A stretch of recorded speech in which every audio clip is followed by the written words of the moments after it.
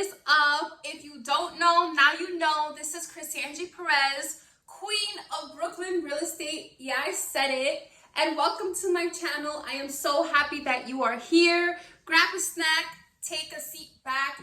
We're going to be, this channel overall is going to be helping the first-time home buyer and anyone looking to build a real estate portfolio here in Brooklyn, New York. So go ahead and like and subscribe. Show your sister love. It's free. Support is 100% free, and I appreciate you being here, right? So let's get into today's topic.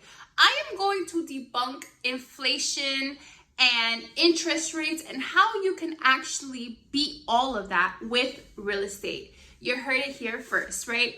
So I know that this is a huge concern, especially with interest rates going up by the day, but I want to talk about the reasons why and what's actually causing it.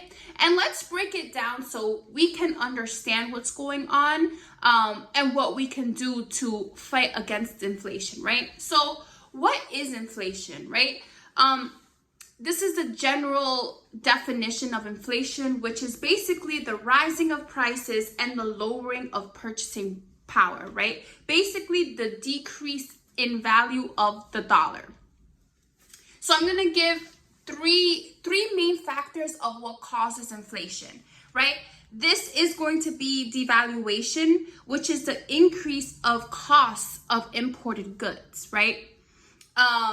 Also cost push. It takes money to make money, right? So as things go up in price, it also takes more money to create that good. Therefore, they're raising the prices on the consumer because it took more money to make that product. The third main factor of what causes inflation is something called demand pull. And this is basically when the demand of a product is high, but the actual inventory of the product is low, causing the product to go up in price, right? And we saw this a lot back in the pandemic. If you were trying to buy a house, there was very, very low inventory, which created more competition, which created buyers to actually pay more than what the actual home was worth, right? What the actual home was valued for, because there was just really a very low inventory, right? And I just want to give an example with inflation, just overall. Do you guys remember when you guys could go to the store and I remember as a kid, with $1, I felt like a queen. I used to buy chips. I used to buy juice, candy, something sweet to top it all off, right? I used to buy ice cream with $1, right? Now you go into the store, you can barely buy a bag of chips with $1, right? And so I just say these examples because it doesn't just affect us in real estate, but it also affects us in our day-to-day lives, right? So now let's go back and talk about what's going on today, right? So the federal government has decided to reverse the stimulus check era, right? Do you guys remember in the pandemic that the government was providing us with stimulus checks, with PPP loans, with all of this assistance? Well, now the federal government has decided to just pull back, and because of this, we've seen such an increase in goods, and we've seen mortgage rates jump from like 2.53%, 4% to like 7%, right? Things are kind of regulating now as we speak, but it just, things were great. Well, not great back then, but as far as like interest rates, that, you know what I'm talking about. And now I would say that it's not so much of an increase, but it's kind of just like everything is balancing itself out, right? To each its own, but that's basically what's happening. The market is correct. With all of this being said, real estate is still a great tool to fight against inflation for many reasons. Let's get into why. The first is you are buying an asset that's going to appreciate in value no matter what market, no matter what's going on in the economy.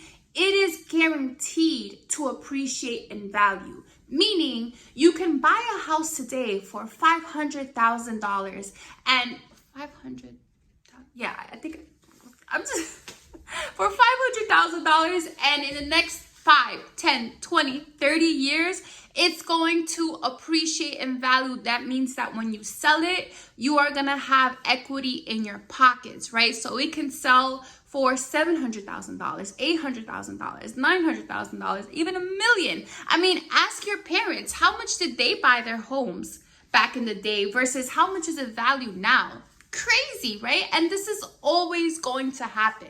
So that's the first reason why real estate is always, it's an asset that's always going to appreciate in value. Number two, if you buy a real estate investment property, that rental money is income that you will be getting. That is cash flow.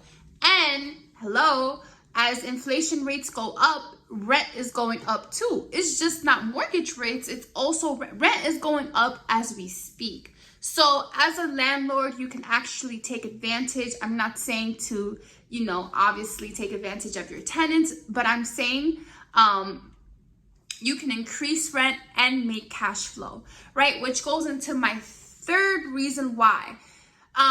Once you are locked in with a mortgage payment, right? If you are financing your home and you're making mortgage payments, even if you are paying $3,000 a month, which may seem like a lot now, you're going to most likely be paying that and or less. You can even refinance. But what I'm saying is that what you're paying today will depreciate in value. So $3,000 in the next 5 years, 10 years, 30 years is going to be decreased in value versus what it is today.